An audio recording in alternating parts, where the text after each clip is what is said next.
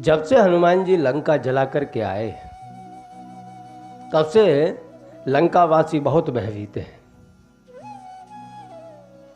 उनको भय लग रहा है कि उहाँ निशाचर रही सशंका, जब तेजार गयऊ कपिलंका, निज निज ग्रह सब करहि विचारा, नहीं निश्चर कोल के रे वारा। कि जब से रामदूत एक छोटा सा बानर आके लंका को जला के गया है तब से लंकावासी बहुत भयभीत हैं। उनको डर लग रहा है कि जिस रामचंद्र जी का दूत इतना बलशाली हो, जो इतना तांडव रच सकता है यहाँ पर, तो वह स्वयं रामचंद्र कितने बलशाली होंगे। इधर लंका में भय का माहौल है, सब डरे हुए हैं। अब डरे को समझाए कौन? रातों को नींद नहीं आती, क्योंकि आप हमेशा विचार कर लेना, अगर आप कोई पाप करने जाओ तो आपको रात भर नींद नहीं आएगी।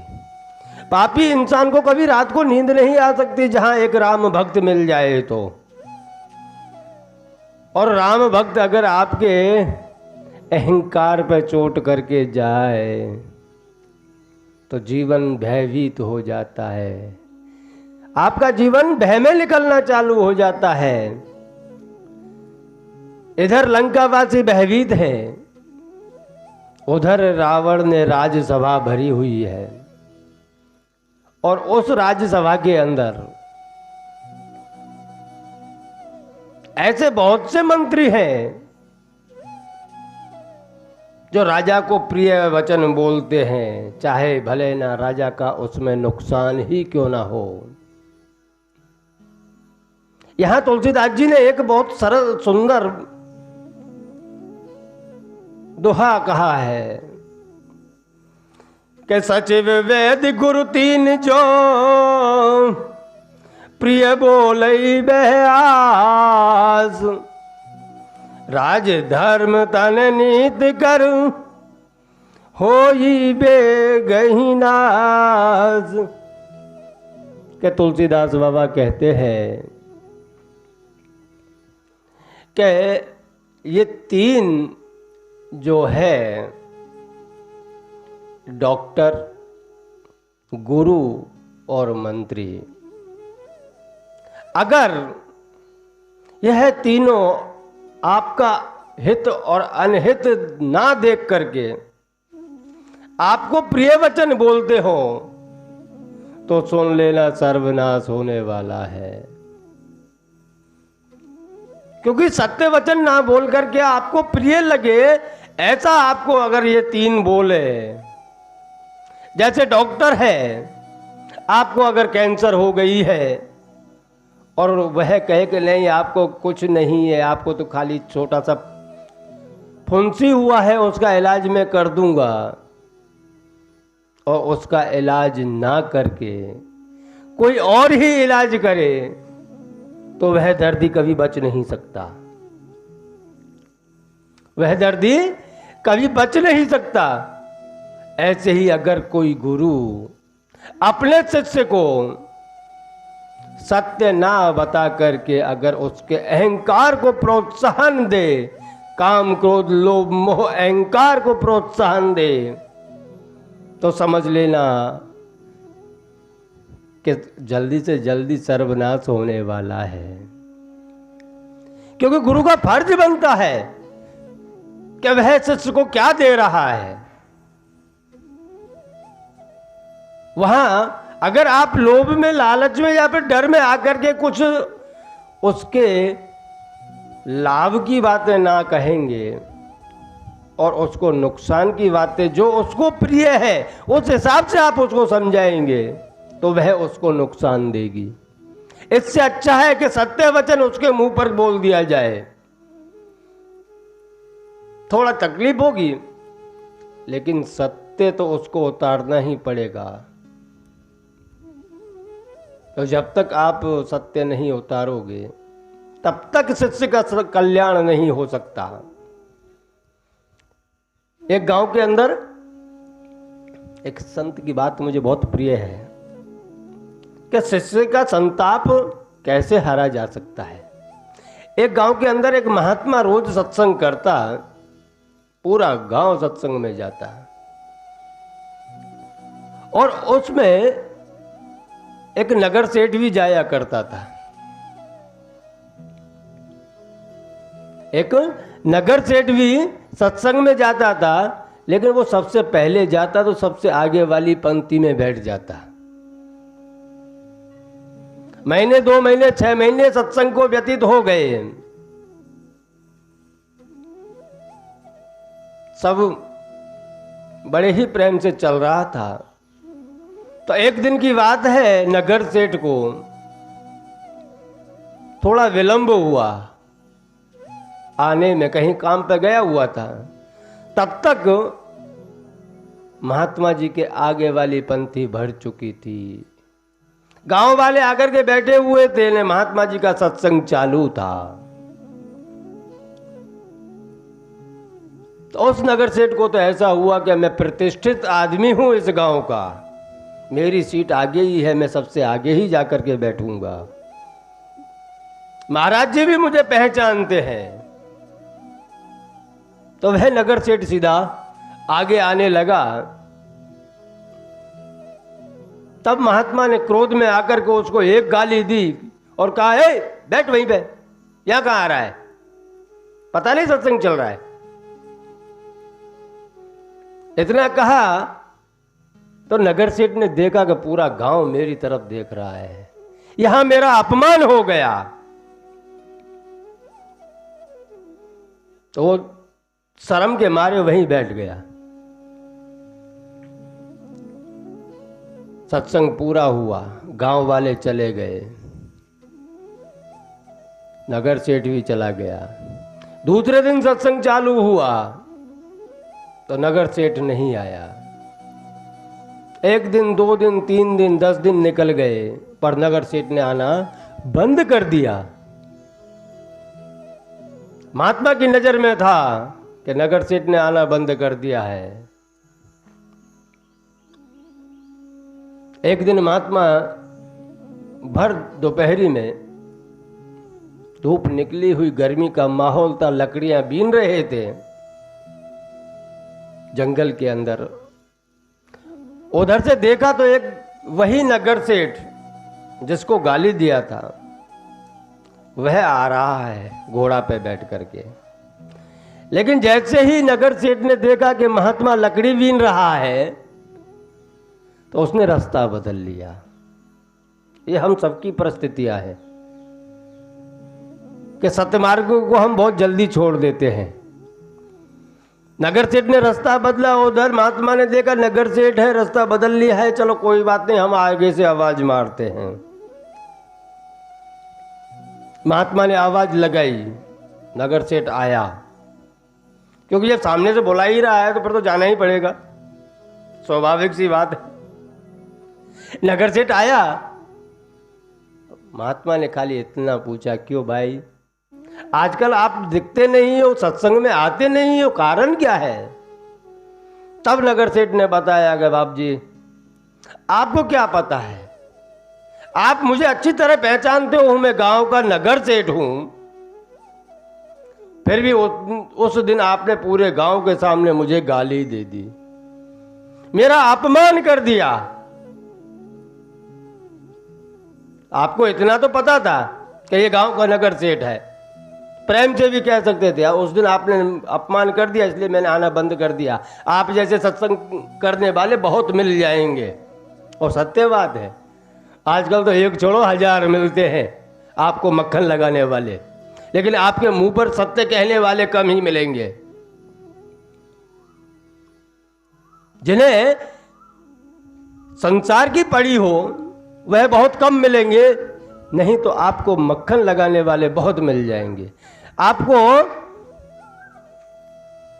आपको प्रिय लगे ऐसी बातें बोलने वाले बहुत मिलेंगे, लेकिन जो सच्चा कड़वा सत्य है वह नहीं बताएंगे। कड़वा सत्य आपको नहीं बताएंगे। उधर महात्मा जी ने कहा नगर सेठ से कि भाई मुझे खाली तुम एक जवाब दे दो,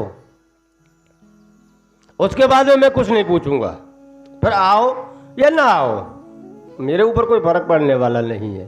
खाली मुझे इतना बताओ कि आप सत्संग में कितने दिन से आ रहे हो। तो नगर सेठ ने कहा कि मैं 6 महीने से एक दिन भी बाकी नहीं रखा, हर रोज आता हूं, 6 महीने से सत्संग करता था। तब महात्मा ने बड़े ही प्रिय वचन बोले कि आप 6 महीने से जो सत्संग कर रहे थे, सुन रहे थे, और मैं जो सत्संग कर रहा था, उसमें से कोई बात आपको आपके हृदय में नहीं बैठी। मैं जो सत्संग करता हूं वह आपके हृदय में नहीं बैठी, और मैंने खाली 6 महीने के बाद में एक गाली आपको दी, वह आपने तुरंत ग्रहण कर ली। मेरी 6 महीने का सत्संग ग्रहण नहीं किया, एक गाली को तुरंत ग्रहण कर लिया। इसका अर्थ क्या है कि आज के युग में अच्छी अच्छी बातें जो आपको नुकसान देती हो, आपको प्रिय लगती हो, ऐसी बातें बोलने वाले 1000 मिलेंगे, लेकिन सच्चा गुरु वही है जो आपके मुंह पर सत्य कड़वा कह दे। जो कड़वा सत्य है वह कह दे, आपके अंदर से मोह, ममता, अहंकार, लोभ, दंभ, पाखंड सबको निकाल करके बाहर फेंक दे, वही सच्चा गुरु है। नहीं तो वहां जो आपको प्रिय प्रिय लगे ऐसी बातें करने लगे तो आपका सर्वनाश है, आपको कोई नहीं बचा सकता। इसलिए तुलसीदास जी ने कहा है कि ये 3 चीजें जो है, एक तो वेद, दूसरा गुरु और तीसरा मंत्री। चापलूस मंत्री अगर होगा तो आपको मीठी मीठी बातें करेगा। इधर लंका में रावण की सभा भरी हुई है और रावण के मंत्रीगण मीठी मीठी बातें कर रहे हैं।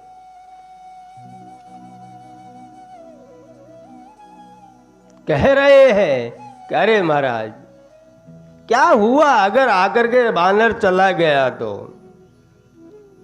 आप तो अतुलित बलशाली हो,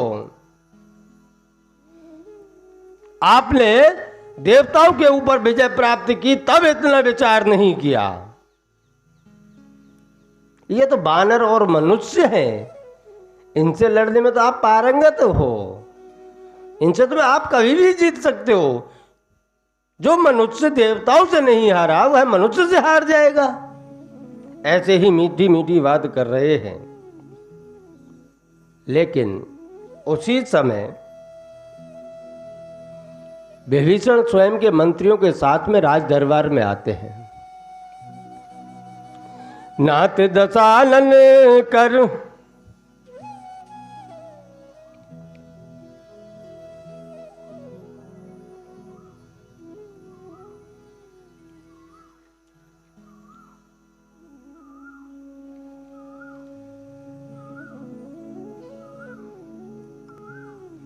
इधर विभीषण जी राजसभा में आते हैं और रावण को वचन कहते हैं, कहे भाई ये आपका गलत है, वह करुणा निधान है। आप माता सीता को ले जा करके प्रभु को समर्पित करके उनके शरणागत हो जाइए, वह तो करुणा निधान है, आपको जरूर माफ कर देंगे। इधर विभीषण जी का वचन रावण को पसंद नहीं आया। रावण को पसंद नहीं आया, क्योंकि सत्य है ना, कभी पसंद नहीं आता अहंकारी लोगों को।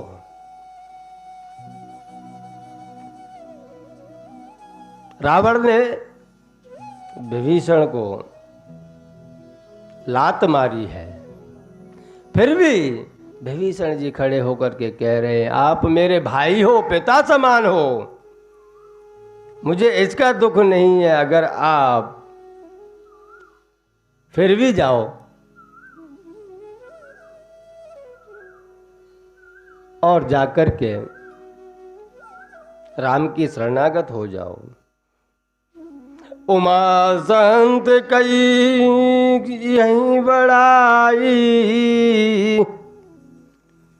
मंद करत जो करई भलाई। संत लोगों की एक यही बड़ाई है कि आप उनको कितना भी अपमानित करो लेकिन उन्हें बुरा नहीं लगता। वह तो हमेशा समाज की भलाई चाहते हैं, समाज का अच्छा ही चाहते हैं। इधर विभीषण जी को बुरा नहीं लगाए फिर भी रावण को समझा रहे हैं कि मैं फिर भी कह रहा हूं भाई, क्योंकि भाई तो पिता समान है, अगर मारता है तो भले न मारे, पर आप करुणा निधान के शरणागत हो जाओ। तो रावण ने कहा निकल जाए यहां से पापी, तू रहता लंका में है, खाता लंका में है और पक्ष तू मेरे दुश्मन का ले रहा है, उन वनवासियों का पक्ष ले रहा है। इससे अच्छा है तू हमारी लंका से निकल जा। इधर विभीषण जी स्वयं के मंत्रियों को लेकर के आकाश मार्ग से जब जाने लगे तब विभीषण ने फिर एक बार कहा है कि राम सत्य संकल्प प्रभु सभा काल बस तोर, मैं रघुवीर चरण अब जाऊं देहो जन खोर। क्या तेरी ये सभा एक काल के मुंह में जा रही है, अब इस सभा को कोई बचा नहीं सकता, इस लंका को कोई नहीं बचा सकता, इसलिए अच्छा है भाई मैं मेरे प्रभु राम की चरण में जा रहा हूं। इधर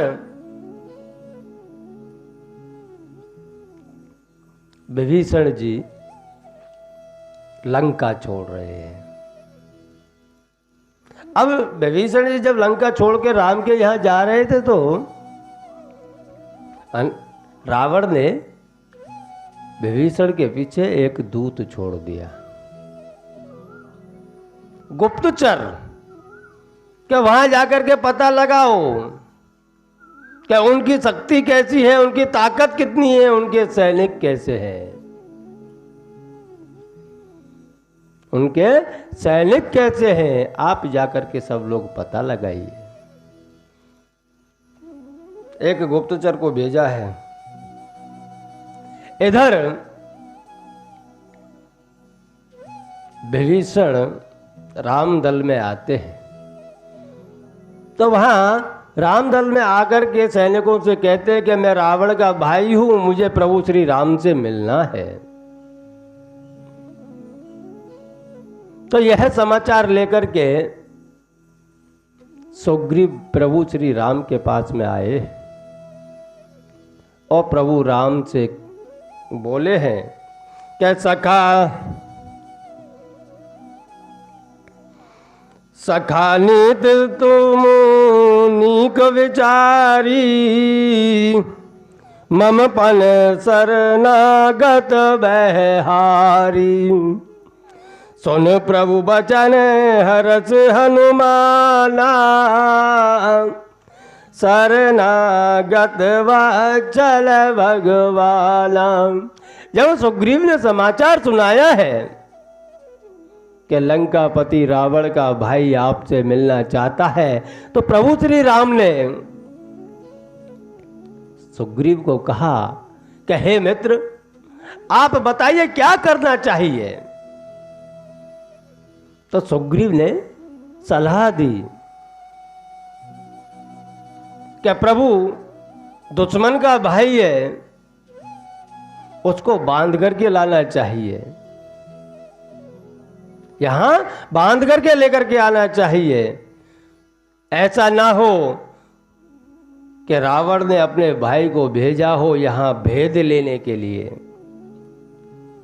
तब भगवान श्री राम ने कहा कि मित्र आपने राजनीति के हिसाब से बात बहुत प्रिय कही है, तो किसी भी दुश्मन के पात्र को बांध करके लाना चाहिए, लेकिन ऐसा नहीं है।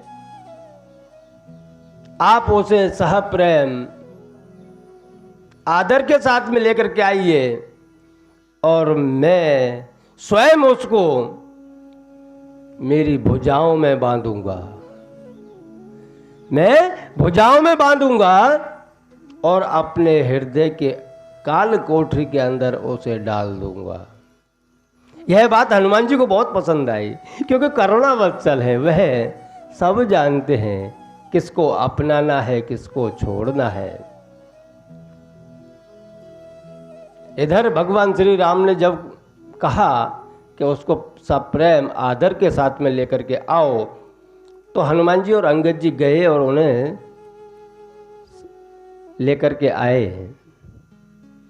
जैसे ही भगवान के पास में आए,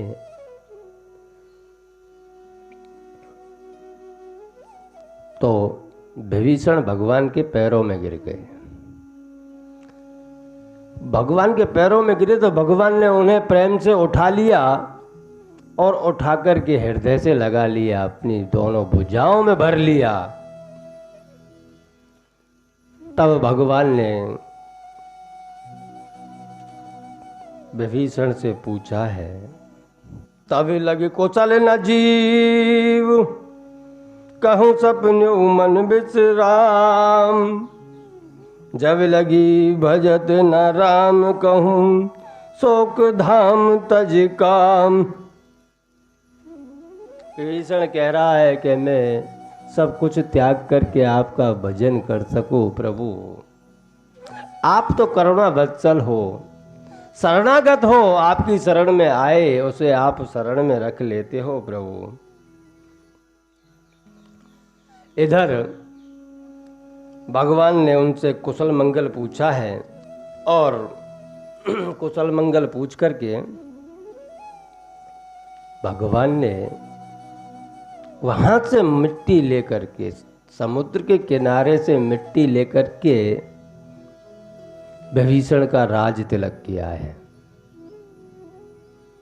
यह सोचने वाली बात है